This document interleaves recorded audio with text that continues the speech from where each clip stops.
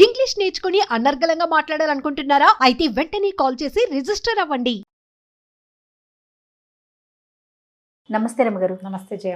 రమగారు, మనం నవలల్ని తీసుకొని ఆ నవల యొక్క ఇతివృత్తం మొత్తం బ్రీఫ్గా మనం ఒక స్టోరీ రూపంలో చెప్పుకుంటున్నాం. మరి ఈరోజు ఏం చెప్తున్నారు? సంక్షిప్త శబ్ద చిత్రం లాగా. అంతే. చిన్నప్పుడు రేడియోలో వచ్చేది సినిమా అంతా బ్రీఫ్గా చెప్పేయటం, కొన్ని ఇంపార్టెంట్ డైలాగులు అవి. తర్వాత సినిమా కథని బ్రీఫ్గా పత్రికలో కూడా వేసేవాళ్ళు, అలాంటివి ఉండేవి. ఇది బాగుంది, నాకు సినాప్సిస్ చెప్పడం, కథలో సారాంశం చెప్తామన్నమాట. బాగుంది. ఎద్దనపూడి సులోచనారాయణ గారిది ఆరాధన. నేను మొన్నే చెప్పాను ఈ మాట. అవునవును. అయితే ఇది నేను మాదిరెడ్డి గారితే ఎద్దనపూడి గారిది కొంచెం కన్ఫ్యూజ్ అయ్యా. యాక్చువల్గా నేను మొదట చదివిన నావెల్స్లో ఫస్ట్ సెట్లో ఆరాధన కూడా ఉంది. చిన్న ఎంఎస్కో వాళ్ళ చిన్న బుక్ ఉండేది మా ఇంట్లో. ఒక అమ్మాయి ఏడుస్తున్నట్టుగా ఉండే పిక్చర్ ఉంటుంది, అమ్మాయి కంటి నీరు పడుతున్నట్టుగా అన్నమాట. భలే కదిలించే కథ. చెప్పలేకపోవటం, మూగవాళ్ల వేదన ఎలా ఉంటుందో చాలా బాగుంటుంది కథ. భాష కూడా చాలా బాగుంటుంది. సులోచనారాయణ గారి కథనం అసలు చెప్పడానికి వీల్లేదు, అనితర సాధ్యం. ఎంత స్టైలిష్గా ఉండే క్యారెక్టర్లు నావెల్స్ రాశారు ఆవిడ. క్యారెక్టర్లను పెట్టి సింపుల్ సోబర్ సామాన్యమైన వాళ్ళు, మన పక్కింటి వాళ్ళు, సాధారణమైన మనుషుల కథలు కూడా చాలా బాగా రాశారు ఆవిడ. సెక్రటరీ అవి చాలా ఇష్టం నాకు. సెక్రటరీ, మీనా, జీవన తరంగాలు భలే బాగుంటాయి. చాలా పుస్తకాలు నా సినిమాలుగా కూడా వచ్చినాయి. ఈ ఆరాధనని సినిమా తీసుంటారని, సీరియల్ తీసుంటారని నేను అనుకోను. ఎందుకంటే ఆరాధనలో హీరోయిన్కి మాటలు లేవు. ఓహో, మూగమ్మాయి, మూగవాళ్ళని పెట్టి సినిమా తీసేంత ధైర్యం ఉండదు జనాలకు. మరి అవి బాగుంటాయి. ప్రేమలేఖలు, సిరివెన్నెల మనం చూస్తాం, సుహాసిని, అదొకటే కనిపిస్తుంది, క్యారెక్టర్ అదొకటే కనిపిస్తుంది. అది కూడా అది విశ్వనాథ్ గారి చేతిలో పడింది కాబట్టి ఆయన తన తపస్సుతోటి దాన్ని సాధ్యం చేసేసారు, పండించేశారు. అంతే, అవును, అందరి వల్ల కాదు. బాగుంటుంది ఆరాధన కదా. అలాగే స్టార్ట్ చేద్దాం. అనంత్ అని ఒక సివిల్ ఇంజనీర్ అబ్బాయి. అతని తల్లి, ఇద్దరు పిల్లలు ఉంటారు. ఆవిడ పెద్ద కోడలు చనిపోయాక ఓ రెండేడు సంవత్సరాలు అయ్యాక అతనికి మళ్ళీ పెళ్లి చేయాలని సంకల్పిస్తారు. బాగా ఆలోచించి ఒక మూగ అమ్మాయిని పెళ్లి సంబంధం కుదురుస్తారు. అమ్మ నాన్న లేని అమ్మాయి తన పింతల్లి పంచన చేరి ఉంటుంది. అట్లా ఎవరు లేని, దిక్కులేని పిల్లలు, నోట్లో నాలుక లేని వాళ్ళు కనబడితే ఊళ్ళల్లో వాడేసేవాళ్ళు పాతకాలంలో. ఇప్పుడు కొంచెం జనాల్లోకి తెలివితేటలు వచ్చినాయి. కానీ ఆ అమ్మాయికి ఊరుమ్మడి సొత్తు, అందరిళ్లలో పనిచేసి పెట్టడం, మంచి పనిమంతురాలు. చిన్నది ఒక 20 ఏళ్ళ అమ్మాయి.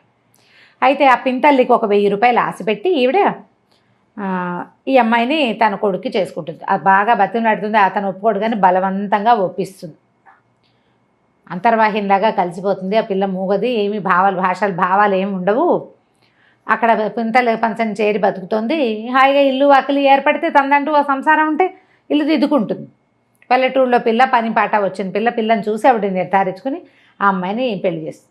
అనంతకి చేసేస్తే ఊళ్ళో వాళ్ళంతా ఏమనుకుంటారంటే ఏదో ముస్లిం ఉతక ఏదో రెండో పెళ్లి వాడికి ఇస్తుంటే రెండో పెళ్లి వాడంటే ఎవరో అనుకుంటారు. ఈ పిల్ల సామాన్యంగా చామన్చాయిగా సామాన్యమైన పర్సనాలిటీ, కాస్త ఒత్తైన జడ తప్పిస్తే ఏముండదు, మామూలు పిల్ల. అతను చాలా అందమైన వాడు, తెల్లగా పొడుగ్గా మంచి స్ఫురద్రూపి అయినవాడు. ఇద్దరు పిల్లలు. అందరు ఆశ్చర్యపోతారు, ఇది మూగ పిల్లకి భలే అదృష్టం పట్టింది అని. తీరా సరే మీరెవరు రావక్కర్లేదు, దూరభారం పట్నం కదా అని చెప్పి అమ్మాయిని తనతో పాటు తీసుకెళ్ళిపోతుంది ఆవిడ. ఇంటికి వెళ్ళాక ఒక 5-6 ఏళ్ల పిల్ల, ఒక 3-4 ఏళ్ల పిల్లాడు. ఈ పిల్లలు, ఈ అమ్మాయి మంచి పనిమంతురాలు కదా, పల్లెటూళ్ళల్లో పనిచేసిన వాళ్ళకి పట్టణాల్లో చిన్న ఇళ్లలో పనులకు ఏం లెక్క ఉంటాయి. మెల్లిగా అత్తగారింట్లో అలవాటు పడుతుంది. అతనేమి అమ్మాయిని ఇంట్లో ఒక పని మనిషి కింద ఉంటుంది అంతే. అతని అమ్మాయితో ఏమి మాట్లాడు, పిలవడు, చేయడు, ఏమీ ఉండదు. అంటే ముట్టనట్టు ఉంటాడు, తన దారిని తను ఉంటాడు. ఈ పిల్ల ఇంకా మెల్లిగా ఇంట్లో స్థిరపడుతుంది. భర్తని చూడడానికి, మరి భర్త అనేసరికి ఒక ఫీలింగ్స్ ఉంటాయి కదా. మనిషి ఏమో చాలా అందమైన వాడు అతను. కొద్ది రోజులు అట్లా గడుస్తుంటే ఒకరోజు ఎవరో చుట్టాలు వస్తున్నారని అన్ని పలహారాలు అవి చేయిస్తుంది కోడలతో అత్తగారు. ఇంట్లో పని మనిషి మానేస్తుంది. ఆ పనులన్నీ కూడా ఈ అమ్మాయి మీద పడితే తన ఇల్లు, తన భర్త, తన పిల్లలు, తన అత్తగారు అనుకుంటుంది. ఎవరో చుట్టాలు వస్తున్నారని, వాళ్ళు వచ్చాక నీకు చాలా విషయాలు తెలుస్తాయని మొత్తం జరిగిందంతా చెప్తుందనమాట. తనకి తండ్రి లేడు ఈ అనంతకి చిన్నప్పుడే. లేకపోతే సరే ఆవిడే ఊళ్ళో ఏదో చిన్న పొలం అవి ఉన్నాయి, హైదరాబాద్ వచ్చి ఆవిడ పిల్లల్ని ఇంజనీరింగ్ చదివించుకుని చాలా బాగా చదువుకున్నాడు, సివిల్ ఇంజనీర్ అతను. సరే ఏవో చిన్న పనులు చేస్తున్నాడు. ఆడపడుచులు 2 ఉన్నారు ఈవిడికి. వాళ్ళల్లో ఒకళ్ళ పిల్లని ఇచ్చి చేసుకోవాలని వాళ్ళు అడిగారు. మొదటంతా వీళ్ళతో బాగా ఉండలేదు, కానీ పిల్లాడికి మంచి చదువు పెద్ద ఉద్యోగం వచ్చే అవకాశం ఉండేసరికి వాళ్ళు అడిగితే వీళ్ళు ఒప్పుకోవాలి. ఈవిడికి ఏంటంటే తనకి కూతురు లేని లోటు తీరుస్తూ ఇప్పుడు మా పిల్లాడిని చక్కగా చూసుకుని ఆలోచించుకుంటారు కదా, ఒకడే కొడుకు, వాడికి మంచి పెళ్ళం కావాలని. వాళ్ళు ఎవ్వరూ తన కొడుక్కి సరిపోయే పిల్లలుగా తోచరు. ఇతను ఏం చెప్తాడంటే, నేను పిల్లని ప్రేమించాను, సుధా అంటే అత్త కూతురు, ఏ అత్త కూతురుని చేసుకోమంటారో దాని ఫ్రెండ్ చాలా బాగుంటుందని చెప్పాడు. మనమే వెళ్ళి వాళ్ళ ఇంటికి వెళ్ళి పిల్లని అడగాలమ్మా అన్నాడు. ఇప్పుడు ఆశ్చర్యపోతుంది, మనం వెళ్ళి అడగటం ఏమిట్రా, బలంతంగా ఒప్పిస్తాడు, బాగుంటుందని. తీరా వెళ్తే వాళ్ళ ఇంటికి ట్యాక్సీలో తీసుకెళ్తాడు. వెళ్ళాక ఆవిడకి తెలుస్తుంది వాళ్ళు బాగా డబ్బున్న వాళ్ళు, 2-3 ఆడపిల్లలు, ఎవరో తెలిసిన వాళ్ళు ఉంటారు. వాళ్ళు ఊరికే హలో అంటారు, కానీ పెళ్ళేమో బెంగాణి బొమ్మల్లే చాలా అందంగా ఉంటుంది, అపరిమితమైన నాజూకు, బోల్డంత ఆస్తిపరులు. ఈవిడ ఒప్పుకోదు ఆ పెళ్ళికి. వాళ్ళు పెళ్లి గురించి వాళ్ళు ఏం మాట్లాడరు. ఈవిడ ఆ ఇంటికి వెళ్ళి మీ పిల్లని మా పిల్లాడికి ఇవ్వండి అని అడగటం ఎలాగో ఈవిడికి అర్థం కాదు. ఇంటికి వచ్చాక తల్లి కొడుకు పోట్లాడుకున్నారు. ఆవిడ చెప్తుంది అనమాట ఈ సంగతి అంతా. తను చక్కగా కలిసిపోతుంది, నాకు ఎంతో ఇష్టం, ఆ రాధ అంటే పంచప్రాణాలు ఈ అనంత్కి. ఈవిడేమో అసలు ఆ పిల్లని పెళ్ళంగా ఉంచుకోవాలంటే నువ్వు ఎన్ని చెయ్యాలో తెలుసా, ఎన్ని పద్ధతులు మార్చుకోవాలంటే. వాళ్ళు కూడా పేదవాళ్ళేనమ్మా, మనలాంటి వాళ్ళే. క్రమంగా సంపాదించాడు ఆయన, పిత్రార్జితం కాదది. నేను కూడా అలాగే సంపాదిస్తాను, ఇంజనీరింగ్ చదివి నేను సంపాదించలేనా అంటాడు. రోజులు గడుస్తాయి. ఒకరోజు సాయంకాలం ఆ రాధని వెంట పెట్టుకుని పెళ్లి చేసుకుని తీసుకొచ్చేస్తాడు. ఓహో. తీసుకొచ్చాక ఆవిడకి తెలుస్తుంది ఆ అమ్మాయి ఒట్టి మనిషి కాదు. ఇక తొందరపడి పెళ్లి చేసేసుకున్నాడు. ఆ వచ్చిన రోజు నుంచి తప్ప మరుసటి రోజు నుంచి వీళ్ళ జీవితాల్లో సుఖం లేదు. ఇంకా మర్నాడు వాళ్ళ అమ్మ నాన్న వచ్చారు, తిట్టిపోసారు, నానా గోలా చేశారు. తర్వాత కొంచెం మెల్లిగా నెలలు వచ్చినాయి. దాని ఫ్రెండ్స్ వచ్చేవాళ్ళు. వీళ్ళు మా అమ్మాయి ఖరీదైన ఇళ్లలో ఉన్న అమ్మాయి, ఇంత చిన్న ఇల్లు ఇరుగ్గా ఉంది, పరిసరాలు బాగుండలేదు అంటే ఊళ్ళో ఉన్న ఇల్లు పొలం అన్నీ అమ్మేద్దామని తల్లిని బలవంత పెట్టాడు. ఊళ్ళో పొలాలు అమ్మేశారు. ఇళ్ళ స్థలం ఎంత కష్టపడి ఎన్నేళ్ళో దాచి పెట్టుకున్న స్థలాలు మరి ఇంకేం చేస్తుంది. ఈవిడ ఒకడే కొడుకు, 40,000 ఎంతో మొత్తానికి అమ్మేసి ఇక్కడ ఇల్లు అద్దెకి తీసుకుంటాడు, అన్నీ ఏర్పరుస్తాడు, కులాసాగా ఉంటారు. మరి పెద్ద పిల్లకి ఏడాది వస్తుంది, మొదట ఒక పాప పుట్టింది. ఆవిడ వాళ్ళ అమ్మ నాన్న బాగా రాకపోక చేసి పిల్లని తమకు ఇచ్చేయమంటారు. ఈ అమ్మాయి కూడా పంపుదామనుకుంటుంది, కానీ అతను ఒప్పుకోడు. నాకు తోబుట్టులు లేరు, ఎవరు లేరు, నేను ఒంటరిగా పెరిగాను, నా పిల్లలు నాతోటే ఉండాలంటాడు. ఈ పిల్ల కొంచెం ఏడాది నిండేసరికల్లా మళ్ళీ నెల తప్పుతుంది అమ్మాయికి. ఈసారి ప్రెగ్నెన్సీ కొంచెం కాస్త 2 నెలలు గడిచేసరికల్లా ఇల్లు జప్తు అయిపోతుంది. తల్లి పోట్లాడుతుంది, ఇంత డబ్బు పట్టుకొచ్చావు కదా, అంతా ఏం చేశాడో మరి వాడుతున్నాం కదా, జల్సాలకి వాడేసుకున్నారు డబ్బంతా. ఇక లబోదిబో. అక్కడి నుంచి ఏం చేస్తారు, వెంటనే ఇల్లు మారిపోయారు, చిన్న ఇంట్లోకి వెళ్ళారు. పిల్లకి కడుపుతో ఉన్న పిల్లకి మందు మాకు కూడా లేని స్థితి వచ్చేసింది. అతనికి ఉద్యోగం రాలా. ఆ ఊరు నుంచి తెచ్చిన డబ్బుతో ఇల్లు అవి కొనేసి అజ్జేసి ఖర్చు పెట్టేశాడు, ఎంజాయ్ చేసేసాడు. ఈ పిల్ల వాడికి అతనికి ఏంటంటే ఆ భార్య అమిత వ్యామోహం అమ్మాయి అంటే, దాన్ని సంతోషంగా ఉంచడమే కావాలంతే. సరే తీరా డెలివరీ అయ్యే టైంకి వాళ్ళ అమ్మా నాన్న వచ్చారు, కానీ వాళ్ళేమీ వీళ్ళతో సరిగ్గా లేరు. ఇంత చిన్న ఇంట్లో ఉంటున్నారని ఏదో అంటారు. అమ్మాయి దిగులుగా ఉంటుంది. పిల్లాడు పుట్టాక మా అమ్మ వాళ్ళ ఇంటికి వెళ్తానంటుంది, బెంగ పెట్టుకుంటుందని పంపిస్తారు. అక్కడికి వెళ్తే 2 రోజులు 4 రోజులకి తిరిగి వచ్చేస్తుంది, ఉండలేదు వాళ్ళ దగ్గర. వాళ్ళంతా డబ్బులు ఉన్నవాళ్ళు, ఈ అమ్మాయి పేదింట్లో ఉండిపోయింది. నాదే పొరపాటు, ఉద్యోగం లేని వాడు ఇంత ఖర్చు పెడుతుంటే ఎలాగా అని నేను అడగలేకపోయాను, నాకు తెలియలేదు, నా వల్లే మన పరిస్థితి ఇట్లా అయిందని ఫీల్ అవుతూ ఉంటుంది. పిల్లాడు కొంచెం పెరిగిన తర్వాత ఒకరోజు పిల్లలిద్దరిని తయారు చేసి నేను మా అమ్మమ్మ వాళ్ళ ఇంటికి వెళ్ళొస్తానని పిల్లలిద్దరిని ఇక్కడ పెట్టి పుట్టింటికి వెళ్తుంది. మర్నాడు పొద్దున మధ్యాహ్నం వాళ్ళ నాన్న వచ్చి ఆగమేఘాల మీద రాసుకెళ్ళి ఎక్కడన్నాడు, నా కూతురుని చంపేశాడని కాల్ చేశాడు. ఆ అమ్మాయి అక్కడికి వెళ్ళి నిద్ర మాత్రలు వేసుకుని చనిపోయింది అమ్మ వాళ్ళ ఇంట్లో. నా వల్లే నా భర్త ఇట్లా అధోగతి పాలైపోయాడు, వీళ్ళకి మేము ఎప్పటికి పైకి వస్తాం, మా అక్క చెల్లెళ్ళ ముందు నేను ఎప్పుడు తలెత్తుకుని తిరుగుతాను, అలా దిగులతోటి సూసైడ్ చేసుకుంటుంది. ఈ పిల్లలు మిగిలిపోతారు. అది కష్టం మీద ఇప్పుడే ఏదో ఉద్యోగం, ఒక కాంట్రాక్టు లభించింది, సొంతంగా కాంట్రాక్టులు చేసుకుంటున్నాడు. ఇది మనసులో పెట్టుకో. ఆ రాధని మర్చిపోలేడు వాడు. ఆ రాధ ఒక నిర్భాగ్యురాలు, అదే ధైర్యంగా నిలబడ్డం చేతకాక, భర్తను సపోర్ట్ చేయలేక, తొలి కాలంలో తెలివి తక్కువతనంతో, తర్వాత కాలంలో బలహీనతతోటి చచ్చిపోయింది అని కోడలికి విస్తారంగా జరిగింది చెప్తుంది. ఆ భార్య మహాసౌందర్యవతి, పరమనాజుకు అత్యంతంగా ప్రేమించాడు. ఈ సామాన్యమైన అమ్మాయిని భార్యగా కూడా ఇతను అంగీకరించాడు. తెలిసింది కదా, సరే కొంతకాలం మెల్లిగా అలవాటు అవుతుంది, లేని ఊరుకుంటుంది. చుట్టాలు ఎవరో వస్తారనుకుంటారు, వాళ్ళు రారు. మెల్లిగా ఇంట్లో అలవాటు పడిపోతుంది. ఏవో చిన్నవి ఇంట్లో వచ్చే సాధారణంగా అందరి ఇళ్లలో వచ్చేవే వస్తూ ఉంటాయి. కొంతకాలం అయ్యాక ఈవిడికి ఎక్కడికో వెళ్ళేందుకు అవకాశం వస్తుంది. ఫ్రెండ్స్ ఎవరో ఎక్కడికో వెళ్తున్నారు, మరి వాళ్ళతో పాటు యాత్రలకు వెళ్తానంటుంది. కొంచెం డబ్బులు వస్తున్నాయి వీళ్ళకి, కాస్త పర్వాలా. ఆయన అతను కాంట్రాక్ట్లు చేస్తున్నాడు, ఏదో హోటల్ కాంట్రాక్ట్ ఏదో తీసుకున్నాడు, డిజైన్లు గీసుకుంటూ ఉంటాడు. అయితే ఏమవుతుంది, ఆవిడ ఊరు వెళ్తానంటుంది. అన్నపూర్ణకి ఇదంతా అలవాటైపోయింది. పూర్ణ అమ్మాయి అన్నీ అలవాటైపోయినాయి. పిల్లల్ని చూసుకుంటుంది, పాలవి అవి రాయటం వచ్చు. ఆ అమ్మాయికి చెవులు వినిపిస్తాయి, మాట్లాడడం రాదు, రాసి చేయగలదన్నమాట. సరే వెళ్ళిపోతుంది ఆవిడ ఊరు. ఈ పిల్లల్ని పెట్టుకుని ఈ అమ్మాయి ఉంటుంది. ఒకరోజు ఏదో మేడ మీద పప్పు ఎండబోయటానికి వెళ్తుంది. పప్పులో పిల్లాడు నీళ్లు పోసేస్తాడు ఆటకి. ఎండబోయటానికి వెళ్తుంది. దిగి వచ్చేటప్పుడు అతను కనపడతాడు, సందు చివరి నుంచి భర్త వస్తే అతను మేడ మీద ఉంటే కేకలేస్తాడేమోనని గబగబా దిగిపోతూ చెంగు వదిలించుకుని వచ్చేస్తుంది. పిల్లాడు కష్టపడిపోతాడు పైనుంచి. వాడి ముక్కు మూతు పగిలిపోతాయి. తెలుస్తుంది బ్లడ్ వచ్చేసింది.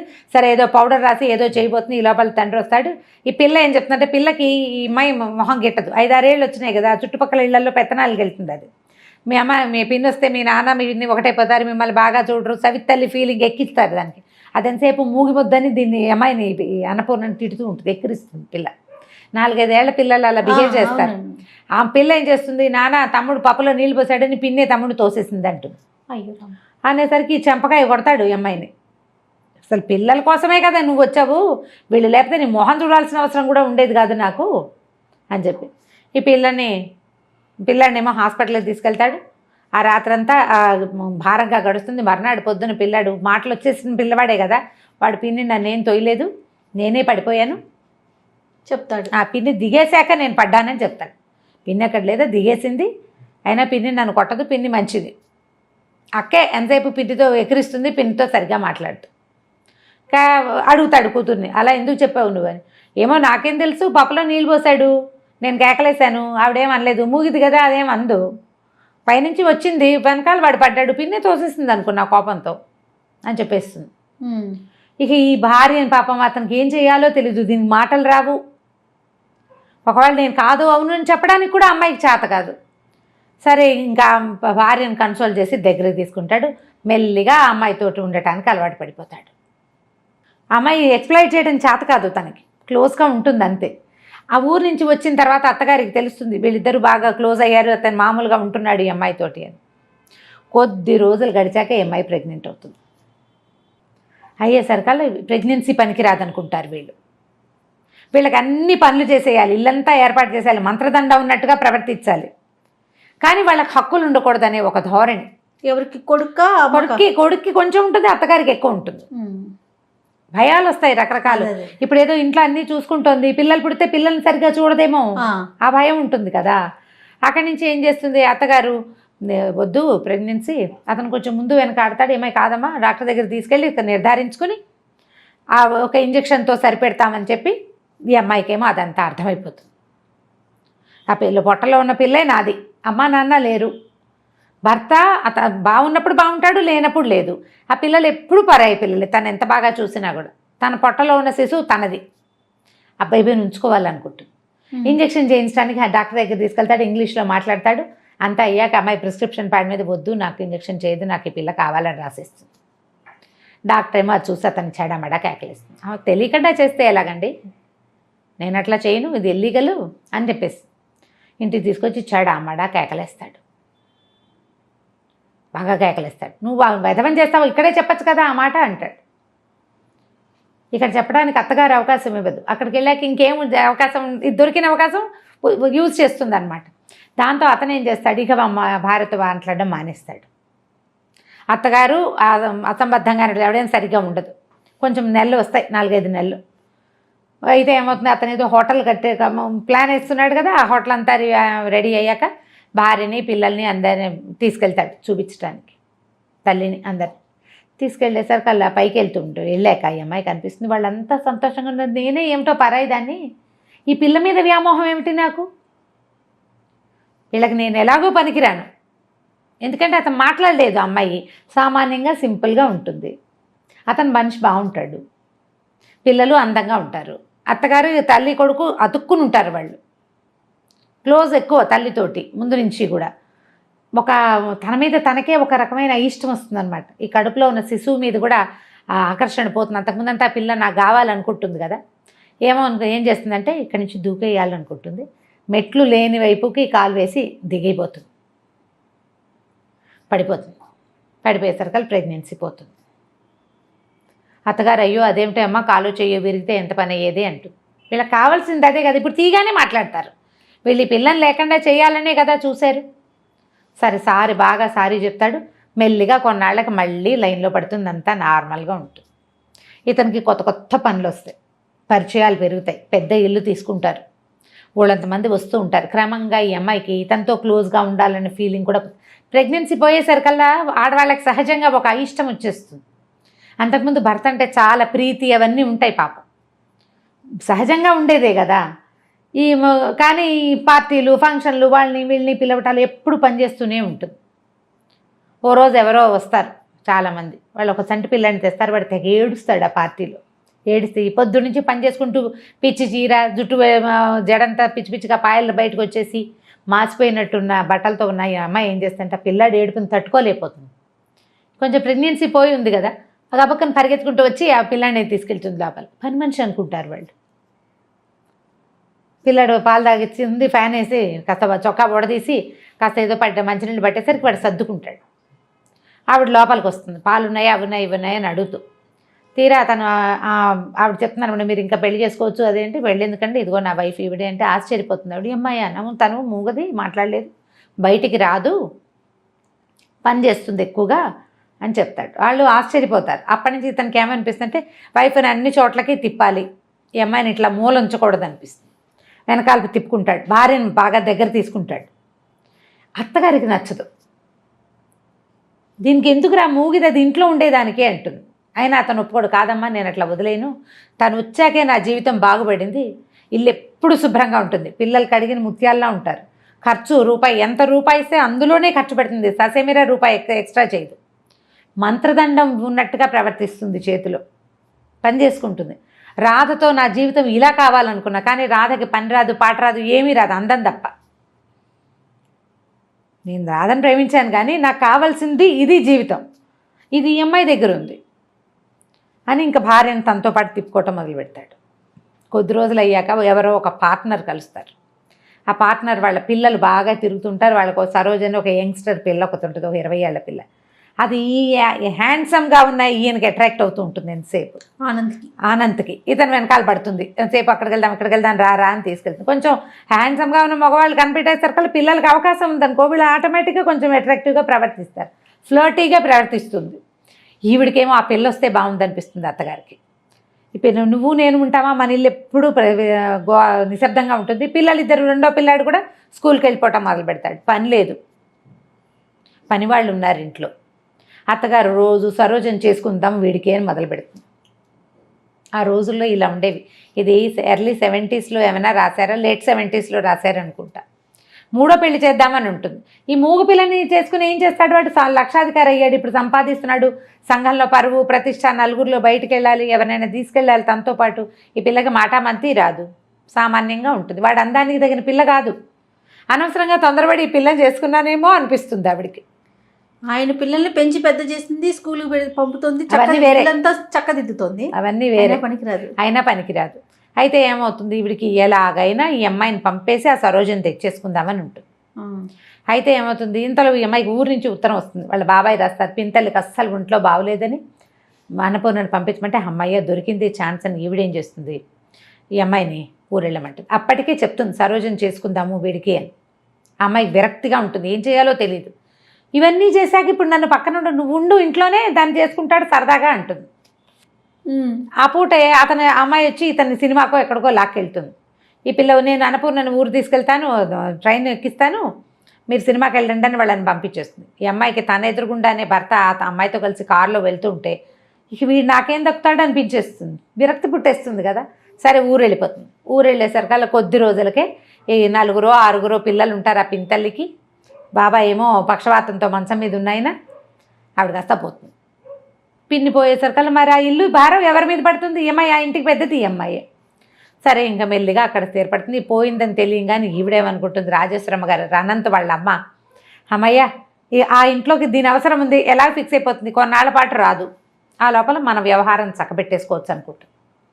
అక్కడి నుంచి వచ్చి 2 రోజులు ఇక్కడ ఉండి మరి 4 చూసి నేను వెళ్ళొస్తాను, కాస్త డబ్బులు ఏవో కోడల చేతిలో పెట్టి ఇక్కడ అన్నీ సర్దుకున్నాకే మెల్లిగా రా, తొందర ఏం లేదు అని కోడల చేత మా భర్త ఇంకో పెళ్లి చేసుకున్నాడు, నాకు అభ్యంతరం లేదని కాగితం మీద సంతకం పెట్టించుకుని పట్టుకెళ్తుంది.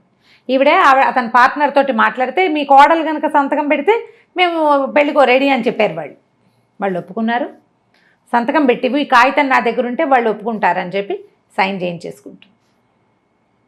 ఎన్ని రోజులైనా ఈ అమ్మాయి ఇక్కడి నుంచి కదలకపోయేసరికల్లా బాబాయికి ఆశ్చర్యంగానే ఉంటుంది, ఏమిటి వెళ్ళదు, వాళ్ళ అత్తగారు ఉత్తరం రాయదేమిటి అని. అయితే మెల్లిగా ఏం చేస్తుందంటే ఈ బాబాయ్ గారు మరి ఇంకేం చేస్తారు, ఇల్లు చూసుకోవాలిగా, ఆయన ఏమో ట్యూషన్లు చెప్పడం మొదలు పెడతాడు. ఈ అమ్మాయి ఏమో ఈ పిల్లలకి వెనకాల దొడ్డంతా బాగు చేసి కూరగాయలు వేయిస్తుంది, బట్టలు కుట్టించి నలుగురికి ఊళ్ళో. మరి వీళ్ళకి డబ్బులు ఎక్కడి నుంచి వస్తాయి పాపం? అంతకుముందు పిన్ని ఏదో చేసేది. మెల్లిగా పిల్లల్ని ఇల్లు సంసారం అక్కడ దిద్దింది కదా, ఇక్కడ కూడా దిద్దడం మొదలు పెడుతుంది. మొదలు పెట్టేసరికల్లా ఉత్తరం గిత్తరం ఏం రాదు. బాబాయ్ నిలదీసి అడుగుతాడు, ఏమిటమ్మా మీ ఆయన ఉత్తరం రాయలా, మా అత్తగారు ఉత్తరం రాయలేదంటే, బాబాయ్ ఇంక నేను వెళ్ళను, మా అత్తగారి ప్లాన్లో ఉంది, నా శక్తి ఉన్నంత వరకు నీ ఇల్లు కాపాడుతాను, నీతో పాటు నన్ను ఉండనివ్వని. ఆయన ఆశ్చర్యపోతాడు, ఏం చేయాలో అర్థం కాదు. ఊళ్ళో వాళ్ళకు కూడా అంతకుముందు చాలా అందమైన మొగుడు, మంచి ఇంజనీరు, అత్తగారు కూడా శుభ్రంగా ఉంది, అమ్మాయి వెళ్ళిపోతుంది అనుకుంటారు. వెళ్ళకపోయేసరికి వాళ్ళకి అనుమానంగానే ఉంటుంది, ఏమిట్రా వెళ్ళటం లేదు, వాళ్ళు ఉత్తరాలు రాయట్లేదు, ఉత్తరం వచ్చితే ఊళ్ళో తెలిసిపోతుంది పల్లెటూళ్ళలో.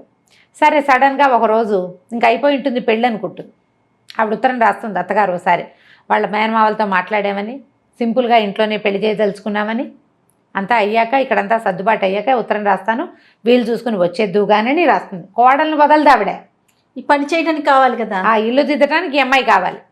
ఆ అమ్మాయి సరదాగా చిన్నపిల్ల, దానికేమొచ్చు ఈ పనులన్నీ? ఇల్లు వాకిలి చూడడం అంటే చిన్నపిల్లల వల్ల కాదు కదా, గడిగట్టిన వాళ్ళు కావాలి. ఉత్తరం రాయిస్తానని రాస్తుంది. ఆ ఉత్తరం తీసి బాబాయ్ చేతులు పడుతుంది, ఇదిగో ఇది నా పరిస్థితి అని. ఇక మెల్లిగా ఊళ్ళో స్థిరపడుతుంది. బట్టలు కత్తిరించడాలు, అవి ఇవి జాకెట్లు కుట్టడాలు, అమ్మాయికి వచ్చిన పనులు. మెల్లిగా దొడ్డి వాకిలి ఏర్పరిచి చిన్నపిల్లల్ని స్కూల్కి పంపించి, పెద్ద పిల్లల్ని స్కూల్ మానిపించి తనతో ఉంచుకొని వంట పని నేర్పించి ఏదో తంటాలు పడుతూ ఉంటుంది. సడన్గా ఓ రోజు టెలిగ్రామ్ వస్తుంది. ఆయన మా బాబాయ్ అంటాడు, పూర్ణ ఏమిటమ్మా అట్లా అన్నావు, మీ ఆయన నిన్ను పంపించమని ఉత్తరం టెలిగ్రామ్ పంపించాడమ్మా చూడు అంటే, ఈవిడేమనుకో అమ్మ ఏమనుకుంటుందంటే, వాళ్ళకి ఏవో పిల్లలకు ఒంట్లో బాగుండలేదని ఇచ్చాడు టెలిగ్రాము, చిన్నపిల్ల దానివల్ల కాదు, అత్తగారు పెద్దది ఆవిడ వల్ల కాదు, అందుకని నన్ను పిలుస్తున్నారు వీళ్ళు, నేను వెళ్ళినాను వేసుకుంటూ. 4 రోజుల తర్వాత ఉత్తరం వస్తుంది. ఈయనకే రాస్తాడు, రంగనాథం గారు నేను అనంతని మా అమ్మ తీర్థయాత్రలకు వెళ్ళింది, పిల్లలకి తీవ్రమైన అనారోగ్యం, బాబు దక్కేలాగా లేడు, పూర్ణని పంపించండి, నేను ఒక్కడినే చూసుకోలేకపోతున్నాను, నాకు చాలా పని ఒత్తిడి, పిల్లలకి జ్వరాలు అని రాసేసరికి ఇక ఆగలేకపోతుంది. ఆ పిల్లాడంటే చాలా ముద్దు, పెంచిన మమకారం ఉంటుంది కదా. సరే అక్కడి నుంచి ఈ అమ్మాయి వస్తుందని వాళ్ళకి తెలియదు కదా, ఇంటికి రైల్వే స్టేషన్కి దగ్గరే, స్టేషన్ నుంచి ఇంటికి వెళ్ళటం తెలుసు తనకి. స్టేషన్ నుంచి ఇంటికి వెళ్ళేసరికల్లా డాక్టరు భర్త ఎదురుపడతారు ఇంట్లో నుంచి వస్తూ. ఈ అమ్మాయిని చూస్తూనే ఆశ్చర్యపోతాడు, ఎవరొచ్చారు ఎలా వచ్చావు అంటే ఏం మాట్లాడదు. సరే అని దారిస్తాడు, లోపలికి వెళ్తుంది. ఇల్లు నేను వదిలేని పెట్టిన ఇల్లేనా ఇది అని ఆశ్చర్యపోతుంది. ఇల్లంతా మురికి కూపం, అత్తగారు ఇట్లా ఉన్న ఇల్లు ఎలా వదిలిపెట్టి వెళ్ళిపోయిందో అర్థం కాదు అమ్మాయికి. పిల్లలు మంచాల మీద ఉన్నారు, మంచాన్ని బంతిలా ఉండే పిల్లాడు బల్లిలాగా మంచానికి అతుక్కుపోయి కనిపిస్తాడు. ఆ కూతురికి విపరీతమైన జ్వరం, ఇల్లంతా మందు సీసాలు, అతని చొక్కాకి గుండీలు లేవు, ప్యాంట్ మీదంతా మందు మరకలు, ఇల్లంతా మహాలోకంలాగా ఉంటుంది, మాసిపోయిన బట్టలు ఎక్కడ పడితే అక్కడ. ఈయన టెన్షన్తో కాల్చేసిన సిగరెట్ పీకలు. ఏం చేస్తారు? అక్కడి నుంచి వచ్చాడు. వచ్చిన తర్వాత చూస్తే పిల్లకి బాగా సీరియస్ అయిపోతుంది. పిల్లవాడికి జ్వరం జారిద్దప్పుడే పిల్లకి సీరియస్ అయిపోతుంది. ఏవో మందులు తీసుకొస్తాడు. ఏం చేస్తుంది, ఇంకా గబగబా కొంగు బిగించి మెల్లిగా ఓ పక్క నుంచి మొదలుపెట్టి ఇల్లంతా ఊడ్చి ఎత్తిపోసి చెత్తలని పిల్లల పక్కలు మార్చి, తను తెచ్చుకున్న పెట్టెలోంచి పక్క దుప్పట్లేవి, ఉతికిన దుప్పట్లే లేవు ఆ ఇంట్లో, తను తీసుకొచ్చిన సూట్ కేసులోంచి తన చీరలే, ఇస్త్రీ పెట్టుకున్న చీరలన్నీ మడతలు విప్పి మంచం మీద వేసి పిల్లల్ని పడుకో. శుభ్రమైన పక్కలు లేకపోతే జబ్బులు పెరిగిపోతాయి. ఆ ఇంట్లోకి రాగానే అతను కనిపిస్తుంది, అన్నపూర్ణ చేతిలో ఏదో మంత్రదండ ఉంది, ఇల్లంతా క్లీన్, గంటలో పక్కలు చూస్తే పడుకోవాలనిపిస్తుంది. ఎన్నిసార్లు అనుకుంటాడనమాట అతను, ఈ అమ్మాయి ఉండబట్టే నా జీవితం హాయిగా ఉంది అని. అది ఇప్పుడు అనిపిస్తుంది. సరే పిల్లవాడికి ఏదో ఎప్పటికీ ఎన్ని రోజులు తిండి పెడితే వాడు కోలుకుంటాడు. ఈ పిల్ల కాస్త బాగా దిగినాసి వెళ్ళిపోతుంది. ఒళ్ళు వెచ్చబడితే బతుకుతుంది, లేకపోతే లేదు. చల్లబడిపోయిందనమాట శరీరం, వెళ్ళు ఇదంతా పోయింది. సరే అక్కడి నుంచి చూస్తూ ఉంటారు ఇద్దరు, ఒంటి మీద చేసి ఒక తెల్లవారుజామున ఎప్పటికో మొత్తానికి దానికి పిల్ల కాస్త పొట్ట దగ్గర వెచ్చబడుతుంది. సరే అప్పుడు లేచి మళ్ళీ మందేసి డాక్టర్ని పిలుచుకొచ్చి ఏదో చేస్తే మొత్తానికి పిల్ల సేఫ్. అక్కడి నుంచి పెళ్ళాని దగ్గర కూర్చోబెట్టుకుంటాడు. నువ్వు ఎందుకు వెళ్ళిపోయావు? ఎవరికైనా మంచి వాళ్ళకి అన్యాయం చేస్తే అది మనకే కొడుతుంది. నేను నీకు చేసిన అన్యాయం, నీ గర్భంలో ఉన్న శిశువుని చంపేద్దామని ప్రయత్నం చేసి ఎంత పొరపాటు చేశానో, పిల్లాడికి అనారోగ్యం వచ్చి వాడు తలకిందులైపోయినప్పుడు నాకు నువ్వే గుర్తొచ్చావు. నీ పట్ల చాలా అనుచితంగా ప్రవర్తించాను నేను. మా అమ్మ ఏమో ఇప్పుడు కొత్తగా ఇంకోటి మొదలుపెట్టింది, ఆ సరోజని నన్ను పెళ్లి చేసుకోమంటుంది. నాకు అలాంటి పెళ్ళాం అక్కర్లేదు. రాధని నేను చాలా ప్రేమించాను, కానీ నాకు రాధతో నాకు కావాల్సిన జీవితం అయితే లభించలే. అది నీ దగ్గరే లభించింది. నువ్వు ఉండటం వల్లే నేను హాయిగా ఉన్నాను. ఎంత పని చేసి వచ్చినా ఇంటికి వచ్చేసరికల్లా తెల్లటి పక్కలు, వేడి నీళ్ళు, శుభ్రమైన భోజనం, అంతకంటే ఏం కావాలి జీవితానికి? చాలా శ్రమపడి వచ్చిన వాడికి అదే కావాలి. నాకు ఆ విశ్రాంతి నీ దగ్గరే లభించింది. నేను వద్దన్నాను, నా మీద కోపంతో అమ్మ తీర్థయాత్రలకు వెళ్ళిపోయింది. నాకు తెలిసిన అమ్మాయి కడుపుతో ఉంటుంది, ఇవి వచ్చేసరికి తెలుస్తుంది అనమాట. తను ఆశ్చర్యపోవడానికి కారణం అమ్మాయి గర్భవతి అని తెలియదు ఇతనికి. లేత నెలల్లోనే వెళ్ళిపోతుంది. 4-5 నెలలు గడిచిపోయినాయి కదా, వెళ్ళిపోయి కొంచెం పొట్ట ఎత్తుగా కనపడితే ఇతనికి తెలుస్తుంది అనమాట. అప్పుడు నువ్వు ఇక్కడే ఉండిపో, నువ్వు ఇలాంటి ప్రయత్నం చేయొద్దు, నువ్వు నాతో పాటే ఉండు, నువ్వు లేనిదే నేను ఉండలేను. అసలు నేను రాధ వెళ్ళిపోయినా భరించగలిగాను, నువ్వు లేకపోతే నువ్వు ఉండటం నా వల్ల కాదని చెప్పేస్తాడు. ఏం సమాధానం చెప్తుంది అమ్మాయి? ఏంటి బోళ్ళని అనుమానాలు వస్తాయి. వీళ్ళకి తను అక్కర్లేదు అని తెలుస్తూ ఉంటుంది ప్రతిసారి. ఇప్పుడు తనే కావాలని అర్థమైంది కదా, ఇప్పుడు మాటలు లేవన్నమాట. ఇంకా ఇదే లాస్ట్ సీన్. ఎంత బాగా రాస్తారంటే చిన్న డీటెయిల్స్ కూడా ఎట్లా ఒకళ్ళు ఇంకొకళ్ళని అపార్థం చేసుకుంటారు జీవితంలో. పిల్లలు ఎట్లా కొంతమంది దగ్గర అవుతారు, ఎలా దగ్గరికి రారు. మనుషులు ఎంత స్వార్థపరులుగా ఉంటారు. చిన్నప్పటి నుంచి ఈ పిల్లతోటి పని చేయించుకుని పింతలేమో 1000 రూపాయలకి ఆశపడి ఈ పెళ్లి చేస్తుంది. చూడండి, అన్ని పనులు చేయించుకుని తన కొడుకు బాగా జీవితంలో స్థిరపడంగానే ఈ అమ్మాయిని వదిలించుకుని ఇంకో కోడల్ని తెచ్చుకోవాలనుకుంటుంది అత్తగారు. అలాగే ఉంటారు కదా మానవ నైజాలు. ఇట్లా జీవితానికి దగ్గరగా ఉండే కథలు కొన్ని ఎంత కదిలిస్తాయంటే, ట్రై చేసి అంటే అందరూ మనసులోని మనసు ఎక్కడ దొరుకుతుంది అని అడుగుతున్నారు. బుక్ షాపుల మీద పడి వెతకాలమ్మా. మన దగ్గరలో ఉన్న బుక్ షాప్స్ వెతుక్కోవాలి, బుక్ ఫెయిర్స్కి వెళ్ళాలి. మీరే కొత్తవి ఇన్వెంట్ చేసి చూసి కొత్త పుస్తకాలు తెచ్చుకోగలుగుతారు. నన్ను ఒకరు అడిగితే నేను అదే, మీరు వెళ్ళి షాప్కి ఏమైనా ఎక్కడ దొరుకుతుంది అని అంటే మందా మాక పుస్తకం షాప్లోకి వెళ్ళి కొనుక్కోవటమే, వెతకటం దానికోసం. బుక్ హౌస్లు మనకి ఆన్లైన్ కూడా దొరుకుతాయి. ట్రై చేసి కొని చదివి చూడండి. ఆరాధన, ఎద్దనపూడి సులోచనారాణి గారి ద బెస్ట్ నావెల్స్లో ద బెస్ట్ నావెల్. రీడింగ్ స్కిల్స్ని డెవలప్ చేయడంలో భాగమే ఈ నావెల్స్, ఈ కథలు చెప్పటం. మళ్ళీ ఒకసారి అంటే ఆల్రెడీ పుస్తకాలు చదివే హ్యాబిట్ ఉన్న వాళ్ళందరూ చదువుతారు, వాళ్ళకి మనం చెప్పనే లేదు. మళ్ళీ ఒకసారి గుర్తు చేసుకుని చదవాలనిపించేలాగా చేస్తుంది ఒకటి. అసలు పుస్తకాలు చదవటం అలవాట్లేదు, ఏదో చిన్న కథలు చదివే అలవాటు ఉన్న వాళ్ళకి మన ముందు కూడా ఇంత అత్యద్భుతమైన రచనలు ఉన్నాయి, జీవితానికి ఇంత దగ్గరగా ఉండే కథలు ఉన్నాయి, ఎన్ని మలుపులో చూడండి తెలియజేయటమే మన ఈ ప్రోగ్రాం యొక్క ఉద్దేశం. పుస్తకాలు కొనండి, చదవండి, గిఫ్ట్ చేయండి ఎవరికైనా. మీ అంతటా మీరు చదివితే ఉండే సంతోషం ఏమిటో చదివి తెలుసుకోండి. తప్పకుండా రమ్మ గారు. నమస్తే. నమస్తే.